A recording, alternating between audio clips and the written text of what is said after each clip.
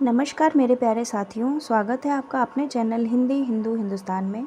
जैसा कि आपको पता है, इस चैनल के माध्यम से हम NTA UGC net JRF Hindi विषय से तैयारी कर रहे हैं। तो यदि आप इस चैनल पर नए हैं तो इस चैनल को सब्सक्राइब करना ना भूलें, और यदि वीडियो अच्छा लगे तो इसको लाइक एंड शेयर ज़रूर कीजिए। तो जैसा कि आपको पता है कि हम लोग प्रीवियस ईयर क्वेश्चन पेपर कर रहे थे। आज हमारा 2016 का क्वेश्चन पेपर सामने है। आज हम इसके प्रथम 50 प्रश्न करेंगे। पेपर 2 है ये। उसके बाद इसका पेपर 3 होगा, जो पेपर 3 आपका जिसमें आपके 75 प्रश्न पत्र होंगे। 50 प्रश्न हम लोग दूसरे भाग में करेंगे और बाकी के जो 25 प्रश्न होंगे वो हम तीसरे भाग में करेंगे। तो चलिए बात करते हैं आज के पेपर की, 2016 सेकंड पेपर की। तो शुरू करते हैं। आज का हमारा पहला प्रश्न है, ऋणावर्ण का उच्चारण स्थान क्या है? तो ऋणावर्ण का उच्चारण स्थान आपका मूर्धा है। ऑप्शन नंबर 2 सही हो जाएगा। आगम वे आ पुराणे पंडित मान बहंती पक्क सिरिफल अली आ जिम वहेरती भ्रमयंती, ये काव्य पंक्तियाँ किसकी हैं? तो ये काव्य पंक्तियाँ आपके कर्णापार की हैं। आगे बढ़ते हैं प्रश्न नंबर 3 की ओर। सूर समाना चंद में दहु किया घर एक, मन का चिंता तब भया कछु पुरबिला लेख।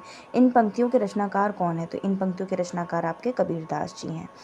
आगे बढ़ते हैं प्रश्न नंबर 4 की ओर। द्वैतवाद के प्रणेता हैं, तो द्वैतवाद के प्रणेता कौन है? माधवाचार्य जी द्वैतवाद के प्रणेता। ऑप्शन नंबर 1 इसका सही हो जाएगा। प्रश्न नंबर 5, रोज़तुल हकायक के रचयिता कौन है? तो रोज़तुल हकायक के रचयिता है नूर मोहम्मद। ऑप्शन नंबर इसका 3 सही हो जाएगा। इनमें से किस कवि ने प्रबंधात्मक वीर काव्य की रचना की है? तो प्रबंधात्मक वीर काव्य की रचना किसने की है? पद्माकर भट्ट जी ने की है। ऑप्शन नंबर 3 सही हो जाएगा। आगे बढ़ते हैं प्रश्न नंबर 7 की ओर। इनमें से किस कवि ने सतसई की रचना नहीं की है? तो सतसई की जिसने रचना नहीं की है उनका नाम हो जाएगा आपका बेनी प्रवीण। Option number 4। आगे बढ़ते हैं प्रश्न नंबर 8 की ओर। भ्रमरदूत के रचनाकार का नाम बताना है। तो भ्रमरदूत के रचनाकार आपके सत्यनारायण कविरत्न जी हैं। प्रश्न नंबर 9, काम मंगल से मंडित श्रेय सर्ग इच्छा का है परिणाम, तिरस्कृत कर उसको तुम भूल बनाते हो असफल भवधाम। उपर्युक्त काव्य पंक्तियाँ कामायनी के किस सर्ग से ली गई हैं? तो ये जो आपका श्रद्धा जो सर्ग है कामायनी, जो जयशंकर प्रसाद जी के द्वारा लिखित है, महाकाव्य की श्रेणी में आता है। इसमें आपका इससे पूछा गया कि किस सर्ग से ली गई हैं? तो इसमें आपका श्रद्धा सर्ग से ली गई हैं। आगे बढ़ते हैं प्रश्न नंबर 10 की ओर। निम्नलिखित में से जयशंकर प्रसाद का कौन सा नाटक कल्हण की राज तरंगिणी पर आधारित है? तो ये आपका ऑप्शन नंबर आपका जन्मेजय का विशाख इसका सही उत्तर हो जाएगा। Option number 2। राज तरंगिणी जो जयशंकर प्रसाद का जो विशाख नाटक है वो कल्हण के राज तरंगिणी पर आधारित है। आगे बढ़ते हैं। मुड़ मुड़ कर देखता हूँ किसकी आत्मकथा है? तो मुड़ मुड़ कर देखता हूँ यह आपके राजेंद्र यादव की आत्मकथा है। मणिकर्णिका के लेखक का नाम पूछा गया है। तो मणिकर्णिका के लेखक का नाम है तुलसीराम। ऑप्शन नंबर इसका 3 सही हो जाएगा। महाकाल उपन्यास के लेखक का नाम बताना है। तो महाकाल के उपन्यास के लेखक का नाम है अमृतलाल नागर। Option number 2। कॉमरेड का कोट कहानी के लेखक का नाम पूछा गया है। तो कॉमरेड का कोट जो कहानी है ये आपके सृंजय के द्वारा लिखित है। Option number 4। आगे बढ़ते हैं प्रश्न नंबर 15 की ओर। भारतेंदु हरिश्चंद्र के निम्नलिखित रूपकों से भाण कौन सा है? तो जो भाण की श्रेणी में आता है वो है विशेष्य विषमौषधम। विशेष्य विषमौषधम आपका ऑप्शन नंबर 2 सही हो जाएगा। आगे बढ़ते हैं प्रश्न नंबर 16 की ओर। सूरदास जब अपने प्रिय विषय का वर्णन शुरू करते हैं तो मानो अलंकार शास्त्र हाथ जोड़कर उनके पीछे पीछे दौड़ा करता है। उपमाओं की बाढ़ आ जाती है और रूपकों की वर्षा होने लगती है। तो ये उपर्युक्त कथन जो है वो किस आलोचक ने कहा है? तो ये कहा है आचार्य हजारी प्रसाद द्विवेदी जी ने। आगे बढ़ते हैं प्रश्न नंबर 17 की ओर। भरत मुनि के रस सूत्र के व्याख्याता भट्टनायक के सिद्धांत का नाम बताना है। तो भट्टनायक ने भुक्तिवाद का सिद्धांत दिया है। ऑप्शन नंबर 3 सही हो जाएगा। आगे बढ़ते हैं प्रश्न नंबर 18 की ओर। वक्रोक्ति सिद्धांत के प्रवर्तक आचार्य का नाम क्या है? तो वक्रोक्ति सिद्धांत के प्रवर्तक आचार्य हैं कुंतक। ऑप्शन नंबर 1 सही हो जाएगा। आगे बढ़ते हैं प्रश्न नंबर 19 की ओर। अभिव्यंजनावादी सिद्धांत के प्रवर्तक का नाम बताना। तो अभिव्यंजनावाद जो सिद्धांत दिया वो किसने दिया है? उनका नाम है क्रोचे, बेनेडिक्टो क्रोचे। आगे बढ़ते हैं। प्रेमचंद और उनका युग के लेखक का नाम क्या है? ये जो कृति है प्रेमचंद और उनका युग, ये किसने लिखी है? ये रामविलास शर्मा जी ने लिखी। Option number 4। आगे बढ़ते हैं प्रश्न नंबर 21 की ओर। रचना काल की दृष्टि से निम्नलिखित कवियों का सही अनुक्रम आपको बताना है। तो रचना काल की दृष्टि से सही अनुक्रम आपको देखिए, स्वयंभू सबसे पहले हैं, स्वयंभू सबसे पहले हो जाएंगे, तो ऑप्शन नंबर 3 इसका सही हो जाएगा। पुष्पदंत, अर्धमाहन और हेमचंद्र इसका सही अनुक्रम है। आगे बढ़ते हैं प्रश्न नंबर 23 की ओर। जन्म काल की दृष्टि से निम्नलिखित कवियों का सही अनुक्रम आपको बताना है। तो जन्म काल की दृष्टि से इसका सही अनुक्रम हो जाएगा आपका बिहारी, देव, भिखारीदास और पद्माकर, ऑप्शन नंबर 1, बिहारी, देव, भिखारीदास और पद्माकर। आगे बढ़ते प्रश्न नंबर 23 की ओर। जन्म काल की दृष्टि से निम्नलिखित कवियों का सही अनुक्रम आपको बताना है। तो कवियों का सही अनुक्रम हो जाएगा गोपाल सिंह नेपाली, फिर हो जाएंगे हरिवंश राय बच्चन, उसके बाद नरेंद्र शर्मा और लास्ट में हो जाएंगे रामेश्वर शुक्ल अंचल। आगे बढ़ते हैं प्रश्न नंबर 24 की ओर। मैथिली शरण गुप्त की निम्नलिखित काव्य कृतियों का सही अनुक्रम आपको बताना है। तो इनका जो सही अनुक्रम हो जाएगा वो हो जाएगा आपका पंचवटी, साकेत, यशोधरा और द्वापर, ऑप्शन नंबर 2 इसका सही होगा। आगे बढ़ते हैं प्रश्न नंबर 25 की ओर। प्रकाशन वर्ष की दृष्टि से निम्नलिखित काव्य संग्रहों का सही अनुक्रम आपको बताना है। तो प्रकाशन वर्ष की दृष्टि से काव्य संग्रहों का सही अनुक्रम हो जाएगा अभी बिल्कुल अभी, फिर जमीन पक रही है, उत्तर कबीर और अन्य कविताएं, फिर उसके बाद में उत्तर कबीर और अन्य कविताएं, उसके बाद में बाघ। अभी बिल्कुल अभी, जमीन पक रही, उत्तर कबीर और अन्य कविताएं और लास्ट में बाघ। आगे बढ़ते हैं प्रश्न नंबर 26 की ओर। प्रकाशन वर्ष के अनुसार निम्नलिखित नाटकों का सही अनुक्रम आपको बताना है। तो जो नाटक है सबसे पहले हो जाएगी नारद की वीणा, फिर कोणार्क, उसके बाद अंधा कुआं और लास्ट में हो जाएगा बकरी नाटक, ऑप्शन नंबर 2 इसका सही है। आगे बढ़ते हैं प्रश्न नंबर 27 की ओर। प्रकाशन वर्ष के अनुसार फणीश्वर नाथ रेणु के उपन्यासों का सही अनुक्रम बताना है। तो फणीश्वर नाथ रेणु के सारे उपन्यास दिए गए हैं, इनका सही अनुक्रम आपका ऑप्शन नंबर 1 सही है। परती परिकथा, दीर्घतपा, जुलूस और पलटू बाबू रोड, परती परिकथा, दीर्घतपा, जुलूस और पलटू बाबू रोड। आगे बढ़ते प्रश्न नंबर 28 की ओर। रमेश चंद्र शाह के उपन्यासों का सही अनुक्रम आपको बताना है। तो रमेश चंद्र शाह के उपन्यास जो कि ये हैं गोबर गणेश, किस्सा गुलाम, पूर्वापर और विनायक, इसका सही ऑप्शन हो जाएगा। आगे बढ़ते हैं प्रश्न नंबर 29 की ओर। प्रकाशन वर्ष के अनुसार उषा प्रेमवदा के उपन्यासों का सही अनुक्रम बताना है। तो उषा प्रेमवदा जी के उपन्यास सारे दिए गए हैं, तो इसमें ऑप्शन नंबर 3 सही हो जाएगा। 55 खंबे लाल दीवारें, रुकोगी नहीं राधिका, शेष यात्रा और अंतर्वंशी। आगे बढ़ते हैं प्रश्न नंबर 30 की ओर। लेखन काल के अनुसार निम्नलिखित पाश्चात्य आलोचकों का सही अनुक्रम बताना है। तो पाश्चात्य आलोचक दिए गए हैं, इनका सही ऑप्शन हो जाएगा ऑप्शन नंबर 1 इसका सही हो जाएगा। पहले आएंगे वर्ड्सवर्थ, ऑप्शन नंबर इसका 1 सही हो जाएगा। वर्ड्सवर्थ, इनका जन्म हुआ था 1770 में। फिर क्रोचे का जन्म हुआ था 1866 में, 1866 में। फिर टी.एस. इलियट आएंगे और टी.एस. इलियट का जन्म होता है 1888 में। और लास्ट में I.A. रिचर्ड्स, इनका जन्म है 1893 में। 1770 वर्ड्सवर्थ, क्रोचे 1866, इलियट 1893 और इलियट 1888 और I.A. रिचर्ड्स 1893। आगे बढ़ते हैं प्रश्न नंबर 31 की ओर। निम्नलिखित पात्रों को संबद्ध काव्य ग्रंथों के साथ में सम्मिलित कीजिए। कि जो काव्य ग्रंथ दिए गए हैं उनके पात्रों के नाम पूछे गए कि कौन सा पात्र किस ग्रंथ में है। तो ये जो चंदा है ये आपकी चंदायन हो जाएंगी। फिर नागमती का है पद्मावत, राजमती का है बीसल देव रासो और मालवणी का है ढोला मारूरा दूहा। तो इसके आधार पर आपका ऑप्शन नंबर ए सही हो जाएगा, 2, 5, 1, 3। आगे बढ़ते हैं प्रश्न नंबर 32 की ओर। निम्नलिखित रचनाकारों को उनके आश्रयदाता राजाओं के साथ में सम्मिलित करना है। तो चलिए मिलान कर लेते हैं। चंद्रवरदाई सभी को पता है, पृथ्वीराज चौहान। फिर बिहारी के हो जाएंगे जय सिंह। उसके बाद जगनिक का हो जाएगा आपका परमाल रासो। उसके बाद में परमाल उनके राजा का नाम, और भूषण उनका हो जाएगा छत्रसाल जी का। तो इसके आधार पर सही ऑप्शन आपका हो जाएगा ऑप्शन नंबर 3, 4, 3, 2, 1। आगे बढ़ते हैं प्रश्न नंबर 33 की ओर। निम्नलिखित काव्य कृतियों को उनके कवियों के साथ में सम्मिलित करना है। तो काव्य कृतियाँ दी गई हैं, उनके जो कवि हैं वो दिए गए हैं।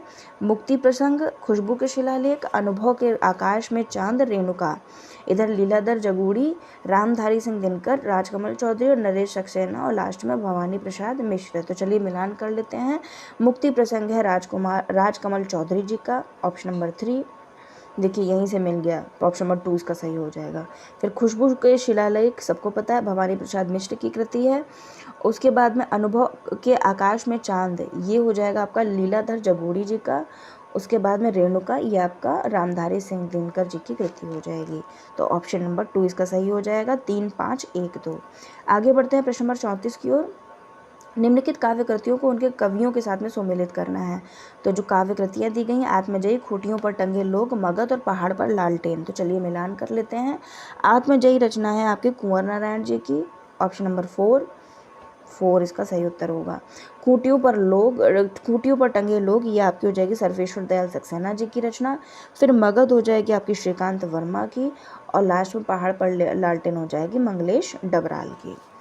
आगे बढ़ते हैं प्रश्न नंबर 35 की ओर। निम्नलिखित काव्य पंक्तियों को उनके रचनाकारों के साथ में सम्मिलित करना है। इधर रचनाकारों के नाम दिए गए हैं, और इधर उनकी पंक्तियां दी गई हैं। तो चलिए मिलान कर लेते हैं। पराधीन रहकर अपना सुख शोक न कह सकता है, वह अपमान जगत में केवल पशु ही सह सकता है। इसके जो रचनाकार नाम है वो है राम नरेश त्रिपाठी जी, ऑप्शन नंबर 4। फिर धरती हिलकर नींद भगा दे, वज्रनाद से व्योम जगा दे, देव और कुछ लाग लगा दे। तो ये आपका हो जाएगा ऑप्शन नंबर 1 मैथिली शरण गुप्त जी का। फिर दिवस का अवसान समीप था, गगन था कुछ लोहित हो चला, ये आपकी अयोध्या सिंह उपाध्याय हरिऔध जी की रचना है। उसके बाद भेजे मन भावन के उद्धव के आवन की सुधि ब्रज गावनी में पावन जबे लगी, ये आपके जगन्नाथ दास रत्नाकर जी की पंक्तियां हैं। तो इसके आधार पर सही ऑप्शन आपका ऑप्शन नंबर 1 हो जाएगा। 4, 1, 5, 2।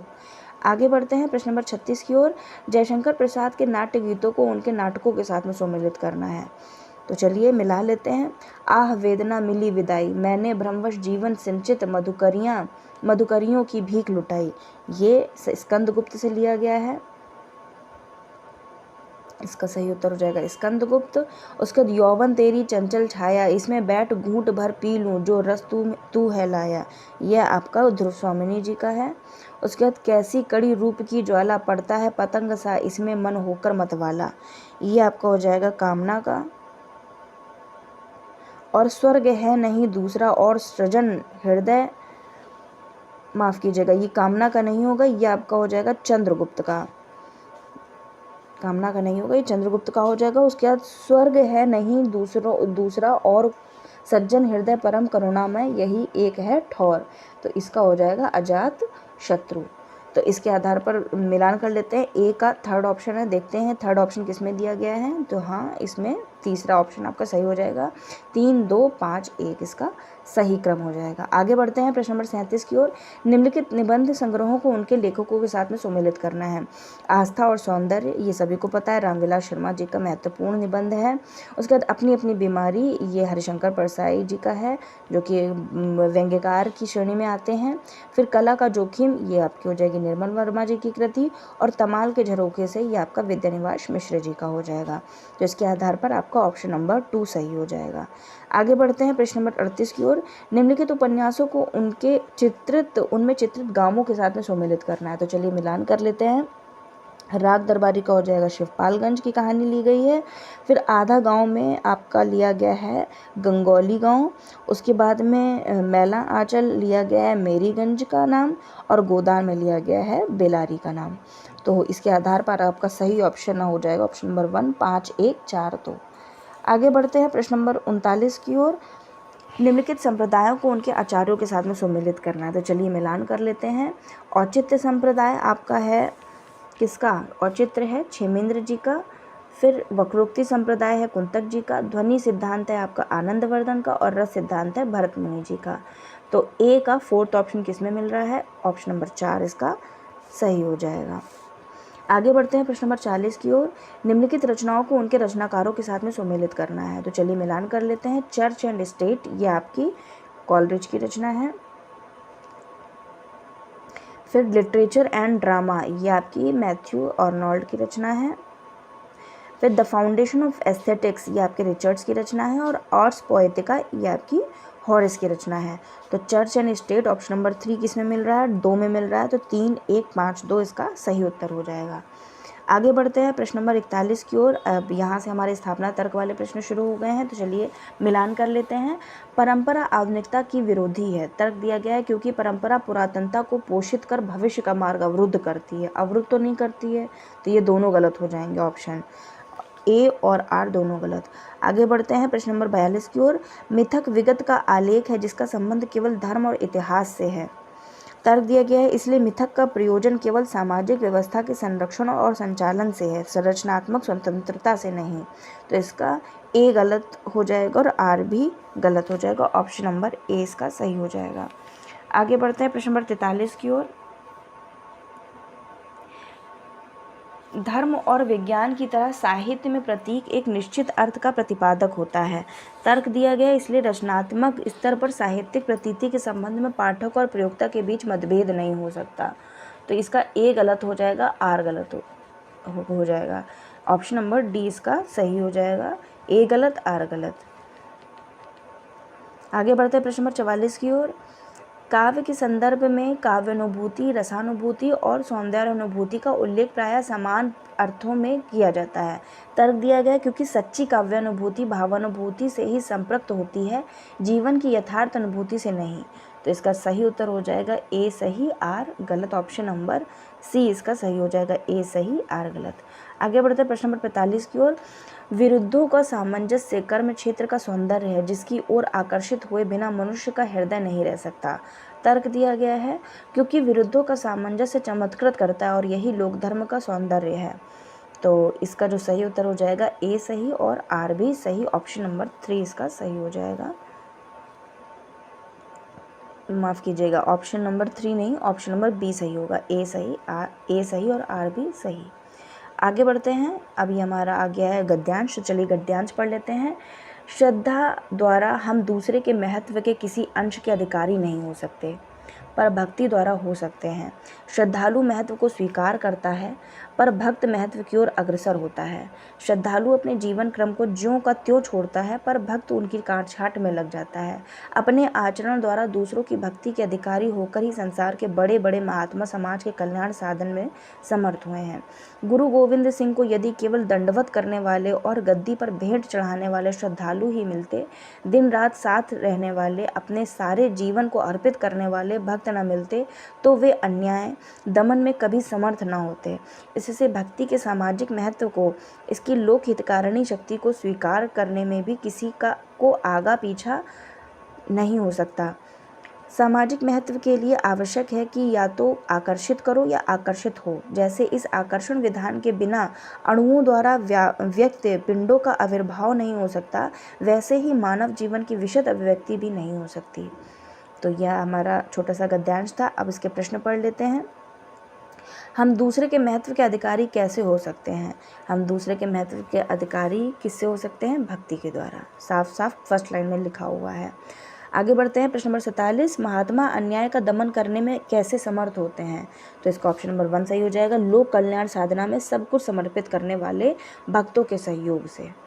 आगे बढ़ते हैं प्रश्न नंबर 48 की ओर। समाज कल्याण संभव हो पाता है यदि ऐसा आचरण हो कि दूसरे आपके प्रति भक्ति रखें। तो ऑप्शन नंबर 3 इसका सही हो जाएगा। आगे बढ़ते हैं प्रश्न नंबर 49 की ओर। भक्ति के सामाजिक महत्व का अभिप्राय क्या है? भक्ति के सामाजिक महत्व का अभिप्राय है लोक हितकारिणी शक्ति को स्वीकार करना। ऑप्शन नंबर 4 इसका सही है। आगे बढ़ते हैं प्रश्न नंबर 50 की ओर। मानव जीवन की सार्थक और व्यापक अभिव्यक्ति के लिए आवश्यक है। तो क्या आवश्यक है? आकर्षण विधान इसमें आवश्यक बतलाया गया है। किसके पॉइंट ऑफ व्यू से? अकॉर्डिंग टू गद्यांश के पॉइंट ऑफ व्यू से। तो ये था आज का हमारा वीडियो। यदि वीडियो अच्छा लगा हो तो लाइक कीजिए, शेयर कीजिए, कमेंट कीजिए। आपके कमेंट मेरे लिए बहुत प्रीशियस हैं।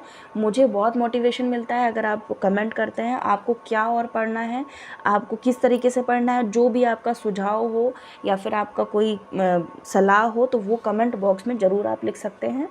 तो ऐसे ही हम आगे प्रीवियस क्वेश्चन पेपर करते रहेंगे, तो जिससे हमारी तैयारी और भी दिन पर दिन अच्छी होती चली जाएगी।